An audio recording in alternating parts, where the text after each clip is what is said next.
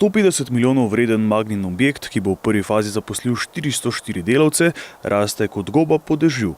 Po nekaterih podatkih gradnja celo prehiteva predvidene roke, objekt pa naj bi bil do konca januarja že zaprt. Iz Magne Steyr sporočajo. Magna Steyr je svojo novo lakirnico v bližini Maribora pričela graditi v oktobru 2017. Gradbene aktivnosti se izvajajo s polno hitrostjo in smo zelo zadovoljni s trenutnim procesom gradnje. Do konca januarja načrtujemo dokončanje betonske talne plošče, fasade in zaključek strehe. Poleg tega so podjetja za montažo protipožarnega sistema, razsvetljave in električne napeljave z deli v objektu pričela že v decembru, sedaj so dela v polnem teku. Naslednji pomemben korak pri gradnji bo montaža notranje opreme, vključno s proizvodno linijo, začetek teh del pa načrtujemo za drugo četrtletje leta 2018.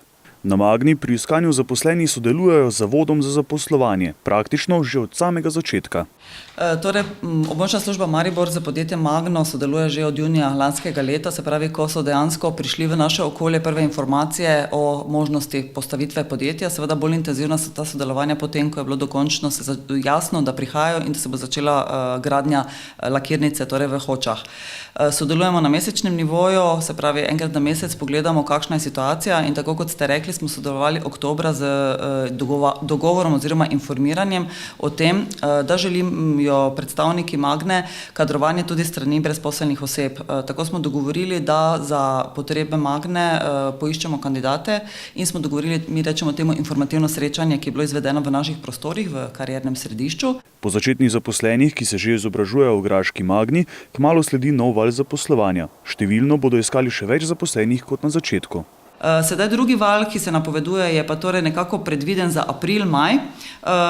V tem trenutku zdaj podjetje Magna oglašuje čisto vse preko portala mojedelo.com, tako da mi naše brezposelne osebe informiramo o tem in jih tudi usmerjamo na ta portal. Trenutno se bodo iskali vzdrževalci, računovodstvo je bil razpis, ki je že potekel, torej ljudje za računovodstvo, torej bomo rekli režijski delavci, prav tako tudi za kontroling pa za kakovost. To so področja, kjer so nekako delovna mesta še v odločanju, v izbiranju.